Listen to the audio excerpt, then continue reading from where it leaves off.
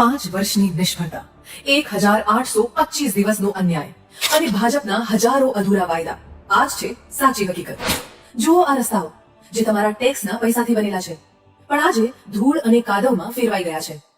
જુઓ આ ગટરના પાણી જે આજે જનતાના સ્વાસ્થ્ય સાથે રમત રમી રહ્યા છે. 5 વર્ષ સુધી શું કર્યું આ શાસકોએ? માત્ર વાયદા, માત્ર અહંકાર. ગામડું રડે છે કારણ કે ખાતર મળતું નથી, યુવાન ભટકે છે કારણ કે રોજગાર મળતો નથી, અને ગૃહિણી ચિંતિત છે કારણ કે મોંઘવારીનું ઝેર હવે રસોડા સુધી પહોંચી ગયું છે. ચૂપ રહેવાનો સમય હવે પૂરો થયો. હવે સમય છે હિસાબ માંગવાનો. હવે સમય છે પંચાયત અને પાલિકામાંથી ભ્રષ્ટાચારને જડમૂળથી ઉખેડી નાખવાનો.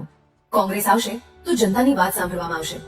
કોંગ્રેસ આવશે તો રસ્તાઓ પાકા થશે, પાણી ચોખ્ખું મળશે અને ખેડૂતોને તેમનો હક મળશે.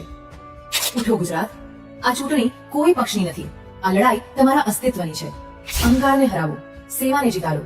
તમારા મતની તાકાતથી બદલી નાખો તમારા વિસ્તારનું ભવિષ્ય. કોંગ્રેસને વિજયી બનાવો. પંજાના નિશાન સામે બટન દબાવો.